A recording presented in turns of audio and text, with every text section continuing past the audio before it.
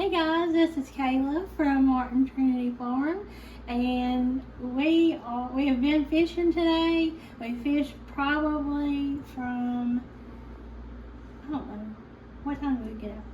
8:30 this morning to until about 1:30. 1:30. We didn't catch a single thing. That's all right. We had a good time.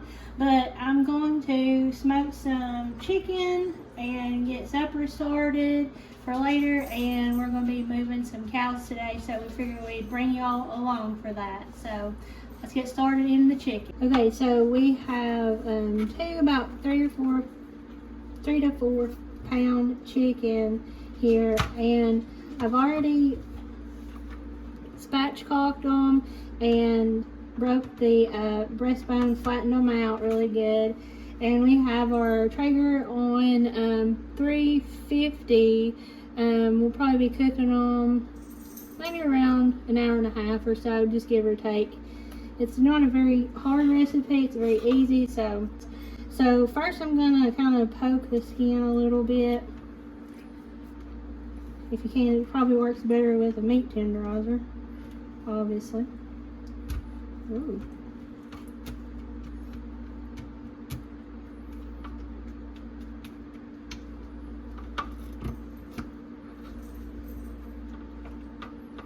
Okay.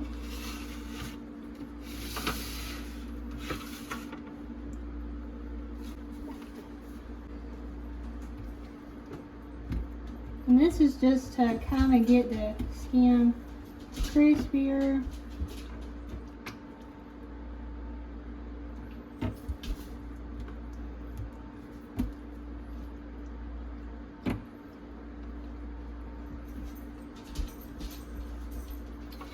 Okay, so let me set that aside.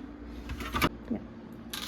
Okay, so Kevin is putting some sea salt on it for me.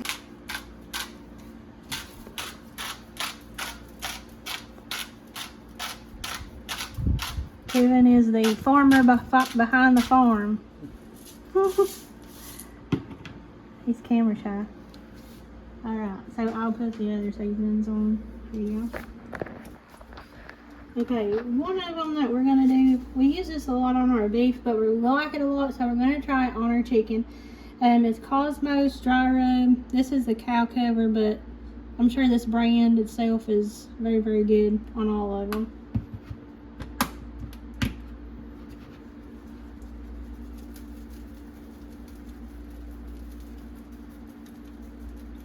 You just want to get like a really even coating on everything.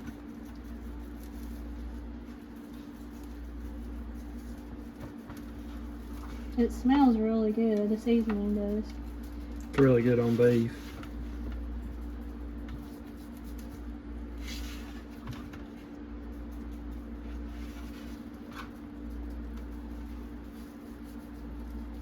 Okay.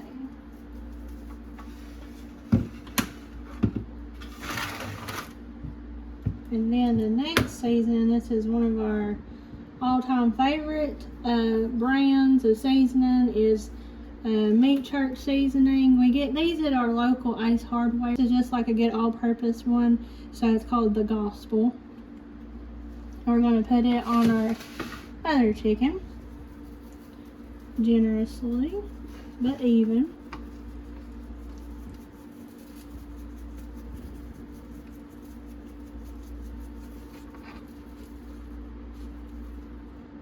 Get that little feather out there.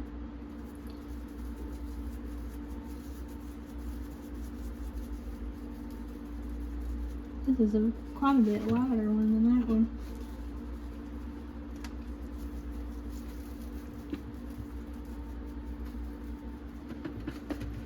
Also, I forgot on the other one, I'll have to go back and do it, but you want to also season the other side. That just gets really good into the cavity of the chicken and gets that seasoning all throughout your chicken. If you're going to put smoke on that side, you need to put seasoning on it too, so get it good. Alright, we'll do this side and we'll meet you out at the smoker. Okay, so we've got them on our Traeger, this and we've got it set on 350. So we're going to just keep an eye on them, probably about an hour and a half, give or take. We want to try to get like a really good smoke on our chicken, but don't want to overcook it. The pellets that we have in it right now, we bought them on Amazon. They're the Camp Chef brand. Camp Chef brand. It's a competition blend and the mesquite mixed together. Yeah, we were running a little low on both, so we just combined them together. Can't probably go wrong with that. So we're just going to let these get smoking. Okay, so with dinner tonight, our chicken, I've got some green beans that we grew in our garden about 2 years ago. I canned them and put them up, and they are called rattlesnake beans, if you've ever heard of them. They're very prolific for us here in eastern Tennessee. We're in zone 7B, I believe, near Granger County, Tennessee. So yeah, we love them. I'll show you how I make them. Okay, so I have dumped my beans in my pan. So now I'm going to go over to the sink and get a jar full of water, and we're just going to dump that in there. Alright, we're going to pour that in. And it left a little bit of room in the pan, but not too much. Keep your jar handy because we're going to, what we call in the South, cook these beans down twice. So that means, if you've never heard that, that just means we're going to cook the water down to a certain level twice, and that's going to make your beans really, really tender and just, yep, really lovely to eat. So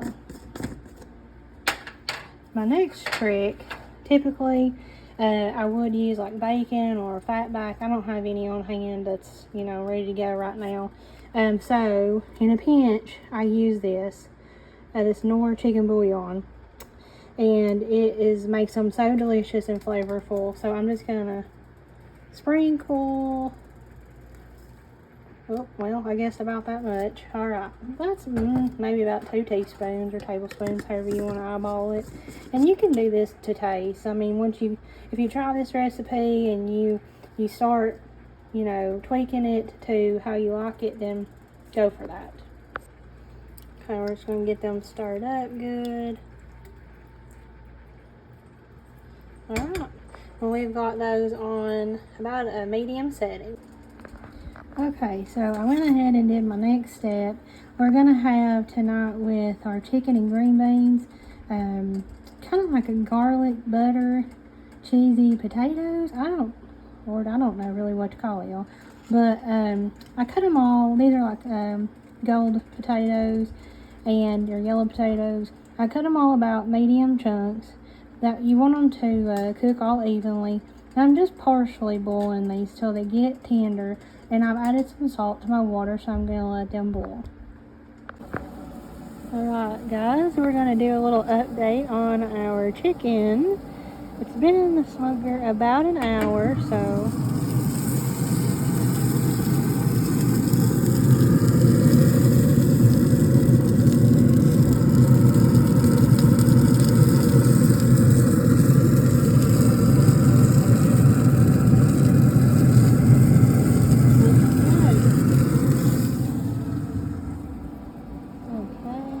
check our hopper.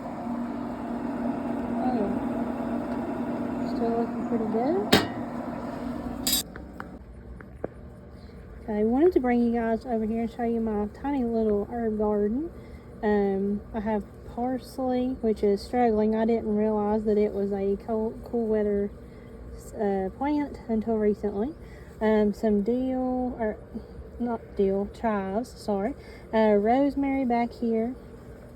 We have some sage, which is doing great. My basil, probably need to water it. Some oregano. The smell of fresh herbs is just, it's really lovely. It smells so good, so aromatic. And I love to cook with them. And then this is my little sweet potato experiment.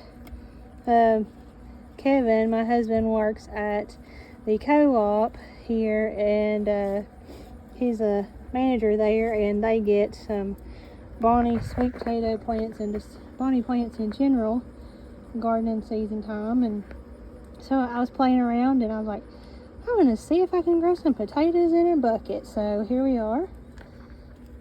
Some dill. I transplanted this dill and you guys, it is not doing good, honestly. When I transplanted it, it kind of just went downhill from there. So if you're good at growing dill, please let me know. And it probably does need a little bit of water, but aside from that, it always looks just sickly since I transplanted it. And now my little tomato plant, it is loaded with tomatoes.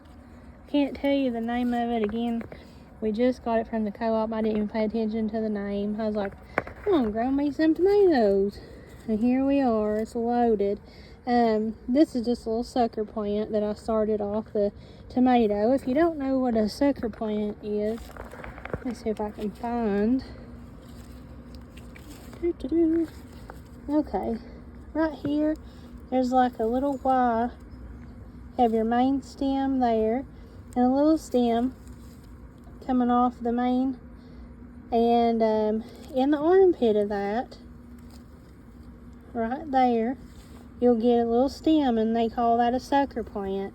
And I've always been taught to pull those just to help, because your plant's going to put energy into those suckers trying to make more little plants if you don't pull them. But that's just how I do. And so you can replant those and grow new.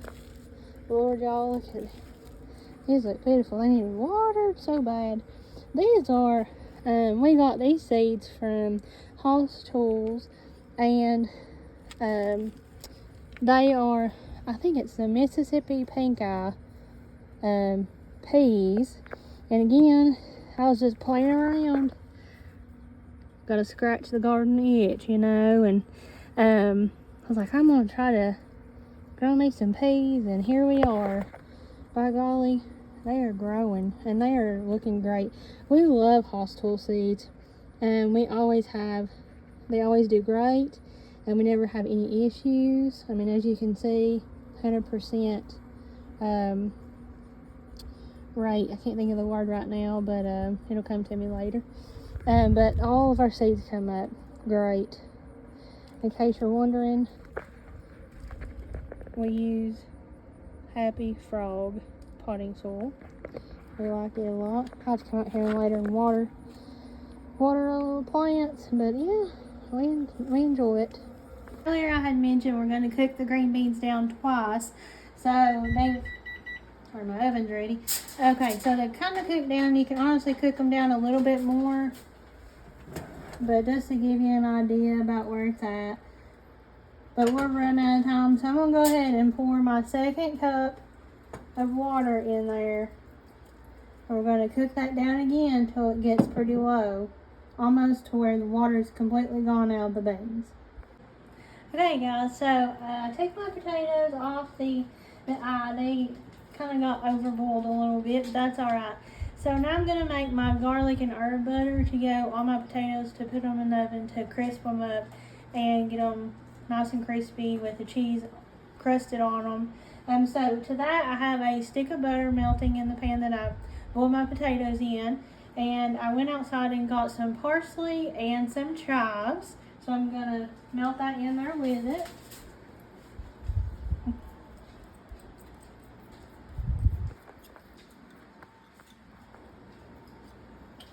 Okay. And then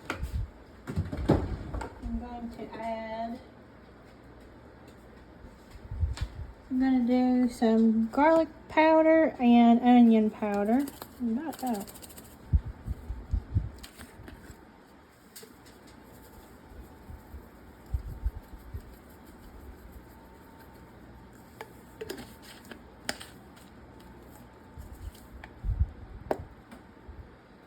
We like a lot of seasoning, so just do it to taste.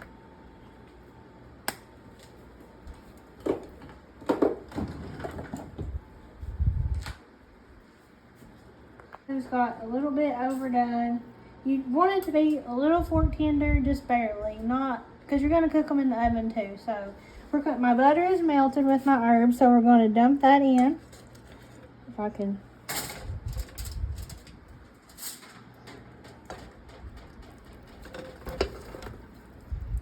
And we'll probably eat on this throughout the week. That's why we're having so many potatoes. Let me put this in the sink.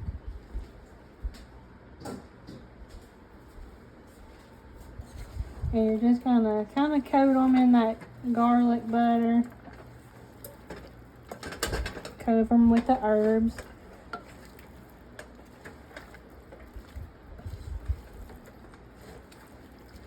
And I have my oven set to 400. Like I said, we want to get like a good crust on these potatoes. Everybody likes a good crunch. Alright, so now we're going to put it on our pan.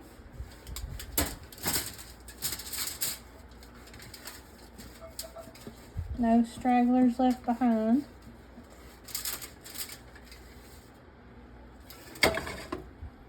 I'm just going to spread it out a little.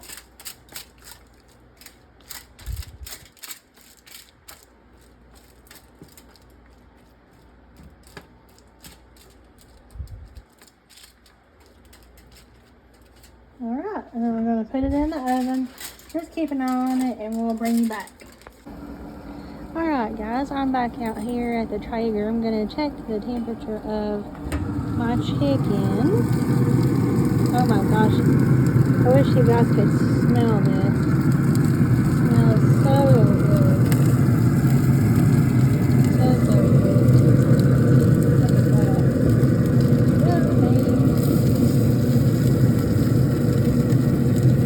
Alright. Saying, I tried to get it. I don't want to poke it too many times because all those juices will come out.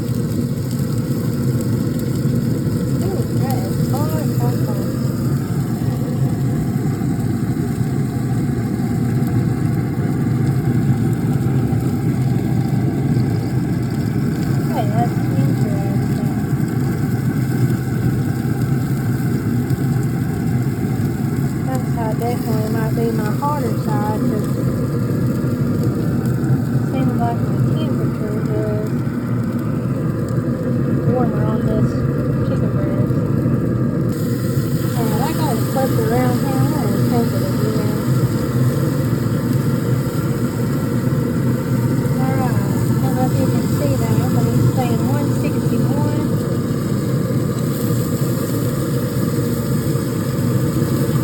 Oh yeah, they're done. That one is. Back here, little bird. If you can invest in a Traeger, I highly recommend it. We had just a little electric one from Bass Pro for years, and we used the heck out of that thing, but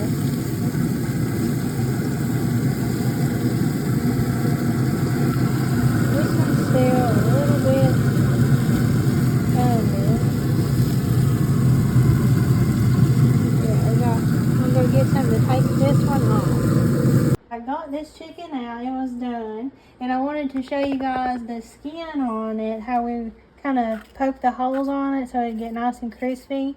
Plus the olive oil definitely helps, but as you can hear, it's like a nice crispy skin everywhere, so that's going to be delicious. I took my potatoes out of the oven. They've been in there about 15 minutes, and I just kind of stirred them up a little bit. I'm going to put some Parmesan cheese on them.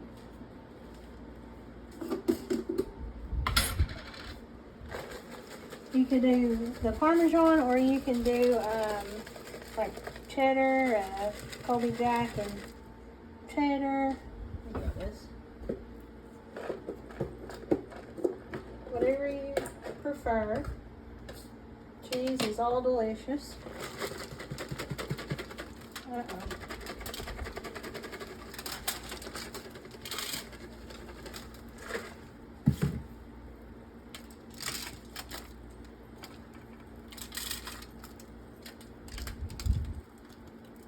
Alright, we're going to pop this back in the oven for probably about 10 or 15 more minutes.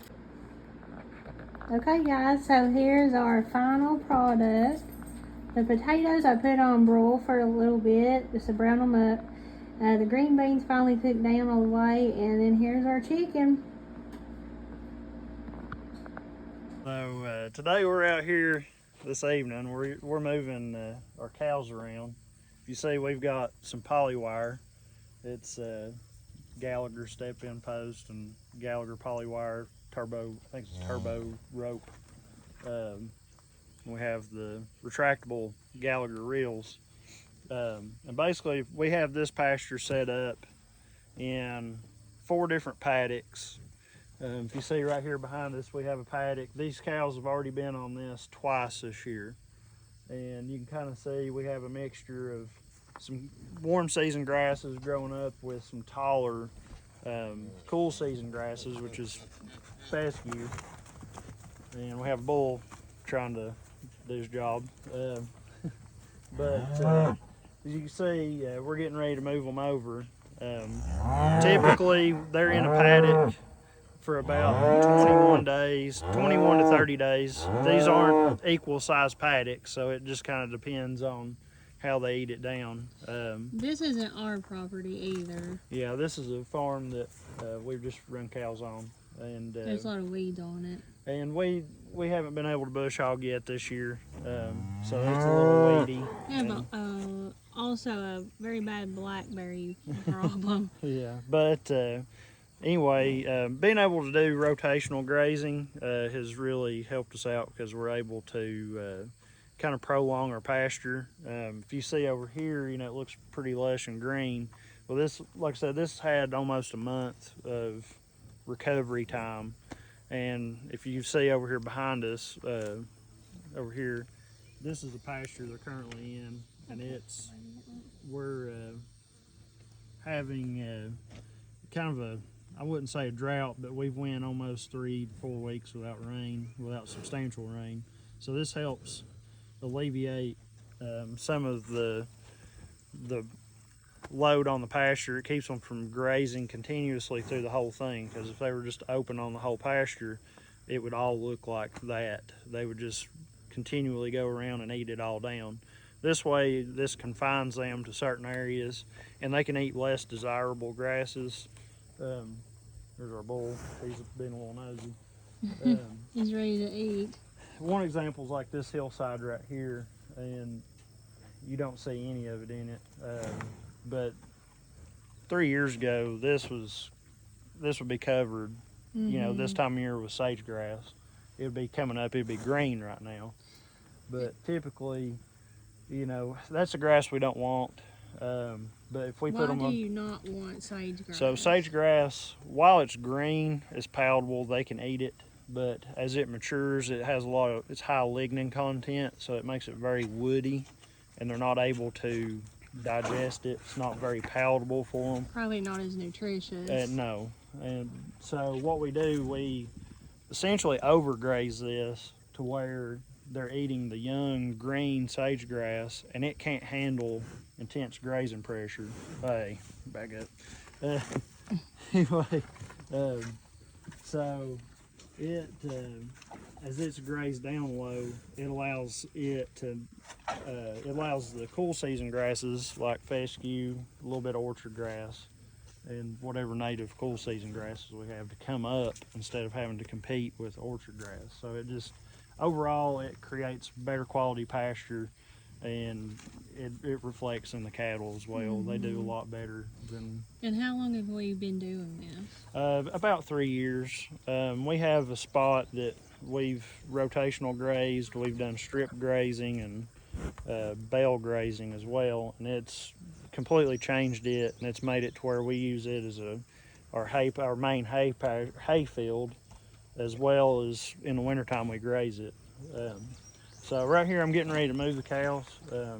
You'll see it doesn't really take much effort. I'm gonna give them some sweet feed just for a treat mainly, but you'll watch as soon as I move this wire, they know what to do. They're ready to move. You can see our bull, he's more concerned about sweet feed than he is pasture. So he gets It's the only thing about him. He gets a little aggressive when it comes to feed. He kind of likes to sling his head around if he don't get it. Other than that, he's been a great bull. Yeah, he's great. He won't fight you or anything, but he likes.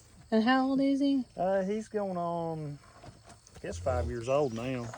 And then that is one of our calves out of him. And this is probably the best looking calves we've had so far. They always look really good, but it seems like they just look really, really good this year. Yeah, all the rain we had early on, I think it helped produce a lot of grass where it better growth. Yeah, they were just able. The mamas were able to milk better, and they had a lot better grass to help them take off. But yeah, I'll move this out of the way here, or I'll move it to where they can go in. Come on, babies. Come on. There they go. They probably are due to be wormed as well. Come on, babies.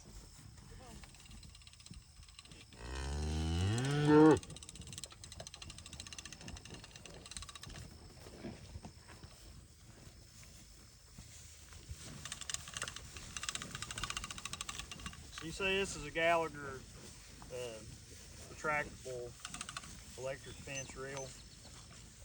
Really makes things easy. Essentially all you have to do is just undo it from the step-in post and they reel right up and works really well.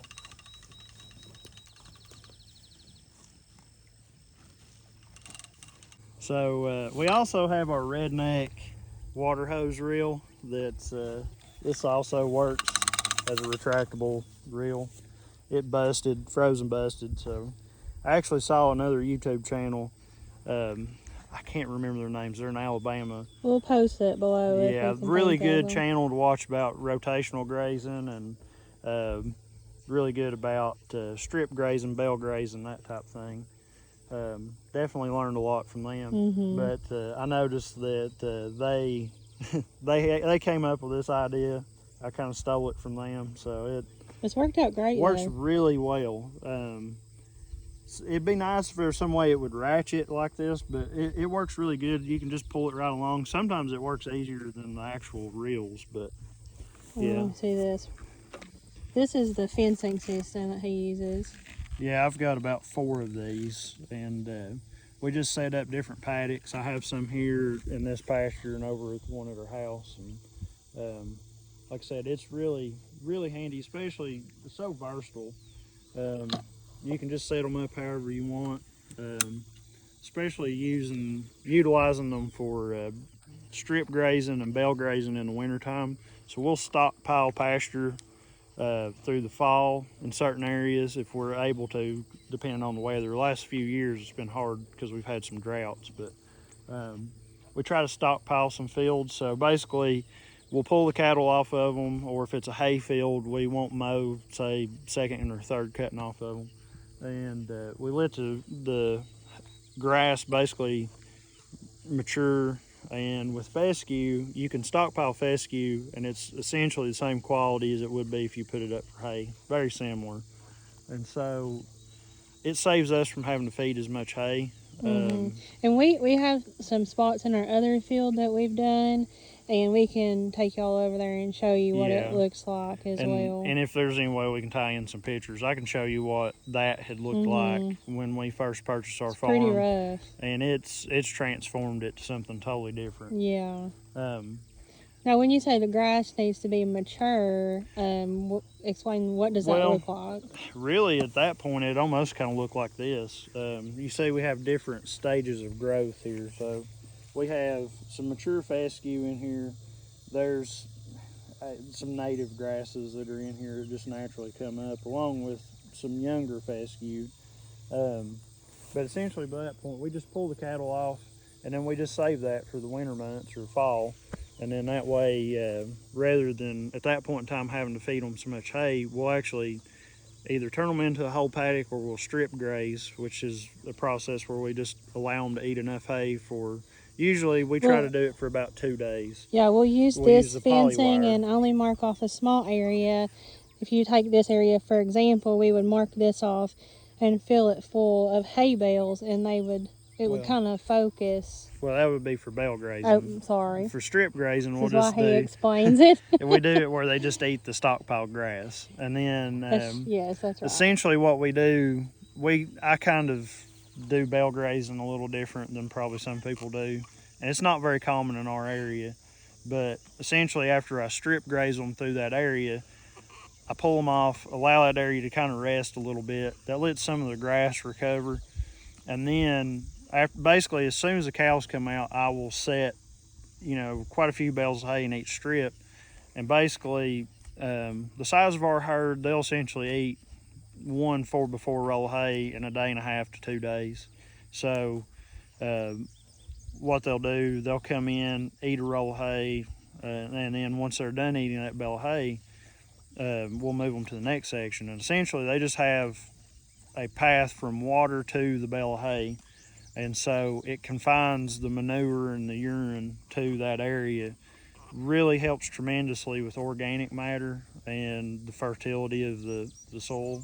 And I've even pulled some soil samples on that to just kind of see the comparison between it, and we were able to raise our organic matter over just 1 year doing that, 1 winter doing that, 2 points for organic matter, which is a big thing. And the problem with our soil here, as you can tell, it's steep. And what if somebody was like getting into that process? What would you say the first step would be? Back to the soil. We have really poor soil here. Sorry, I'll get back to that.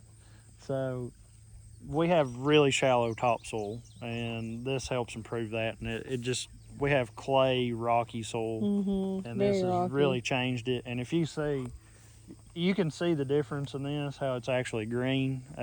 If you go down the road and you look at some other pastures right now, again, we've been without rain for almost 3 weeks at 100-degree temps. Yeah, we've had close to 100-degree temps the entire time.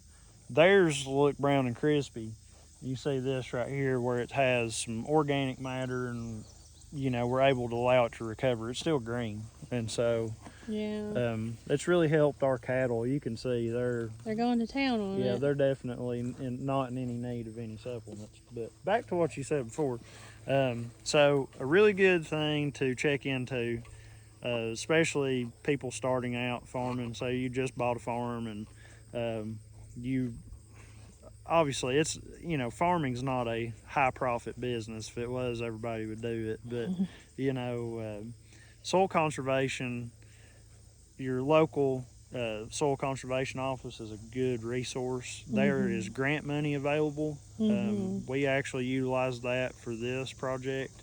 I feel like a lot of people also don't know about that as well. Yeah. If you're getting into agriculture and you haven't met your either your county agent with your extension service or your soil conservation office, if you've not met them, definitely take the time to do so, because there's a lot of grant money available. Yes, they want you to do certain things, but if you do them, you'll find out it improves the quality of your farm. Oh yeah. They want you to fence off, basically you're trying to improve soil quality and stop erosion and water quality, because that's an issue today with cattle, especially with people who are there's a rabbit. Especially with a lot of the climate activists, and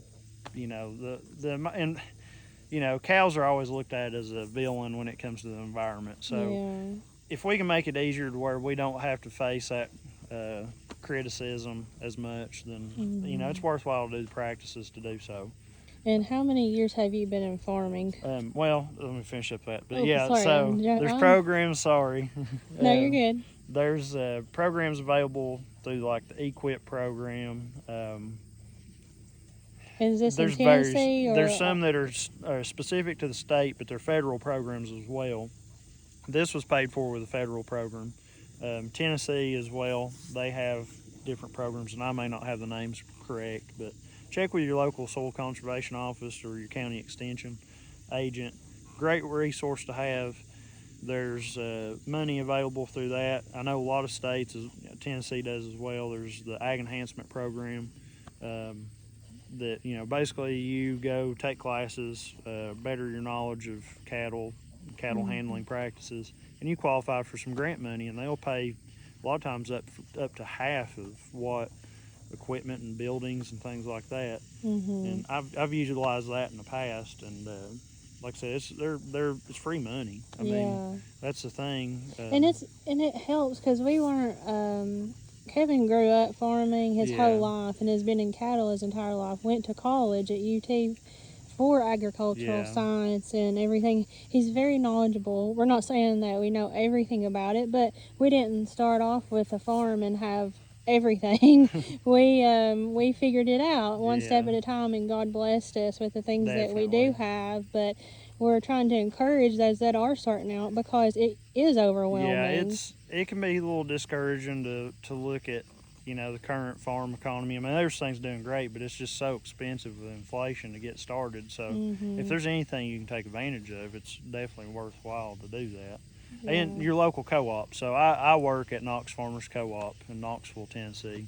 I've worked at other co-ops as well in the past, and I've done that for, and what do you I guess do now it's there? about 11 years. So I'm the agronomy division manager. So I'm a custom applicator, so I run a spray rig as well as I'm involved with our spray drones, fertilizer application, that side of it. And I work with basically all aspects of the co-op, but essentially, you know, if a farmer needs somebody to come out and spray their crops or apply fertilizer, I do that basically on a daily basis. Yeah, so I've been able to learn a lot of information in agriculture over the years. So it's you know, but you know, anything we could do to help people. But that's also a good resource. If you have a local co-op, people there usually are knowledgeable and can help you and know what you need. At least can point you in the direction. Yeah, I know a lot of times, a lot of people start out, they don't know about their local co-ops, and they a lot of times they don't even realize they're in the areas, and they can help you tremendously in the supplies you need for your farm and you know, feed, equipment, things like that. All right, so next you're gonna finish getting the fence. So I have to move our fence around here to where our cattle can have access to the water. And then I'm also going to refill their mineral feeder and, like I said, give them a little bit of sweet feed for a treat. But, so I'm just moving this wire around. I move this section to where, you know, I can basically move it around the water. And they just loop around these little... Yeah, they loop around the plastic posts. They have little ears that stick out so you can put them on.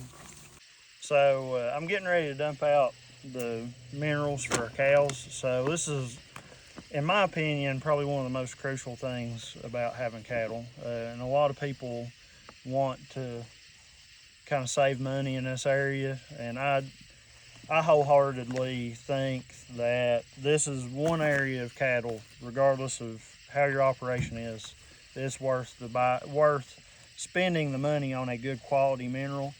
This is one made by Kalmbach that we have custom made at Knox Farmers Co-op. This one is made specifically for our region, and that's really important when you go to buy a mineral. A lot of them, especially I've noticed at Rural King, they have a mineral that's just kind of a broad one that's mainly intended for cattle, say in the Midwest. In our area, being in the South, we have a lot of issues that we have to kind of deal with. One of them, with us having so much fescue, we have Kentucky 31. That's our predominant, you know, fescue that we have in the area. That's our main grass that we utilize for grazing in our area. And it can cause some issues with their body temperatures rising, especially in the summer. So these minerals are developed to basically have the vitamins and minerals that they're required for that to help them in these hot temperatures and with the fescue. And it's also has the proper minerals that are needed for reproductive health. And that's where a lot of times it gets overlooked with cattle. I can tell you that our reproductive rate or breed back rate definitely is better when we feed a good quality mineral. And you know, having an extra calf on the ground or a better lively calf, you know, it's money made. You know, so that's a calf that you don't have to bottle feed or worry about a cow that didn't get bred.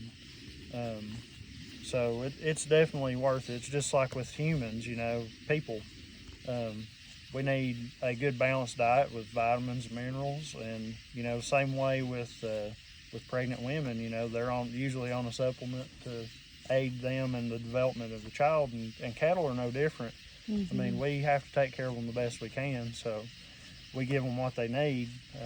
We're asking them to do a lot, and so we want them to be in the best condition possible. Mm-hmm.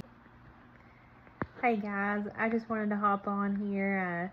We actually realized that we forgot to film an ending for that video, so I wanted to add this real quick and just say that we thank you all sincerely for stopping by and watching our little tiny YouTube channel. And we're just getting started, so we're learning the ways, learning that there is so much editing and all the things, but wanted to say that we thank you, and we hope that we left you with a little bit of knowledge. Like I said, we don't know a whole lot, but we just want to share what we do know, and we're blessed to live the life that we live. We're thankful for everything that God has given us, and He allows us to wake up every day, and so we're thankful for that, and we just want to share that with you all, and we hope that we can grow with you all and just come together as a community and teach each other. And so we hope that y'all stick around and that y'all have a great week this week.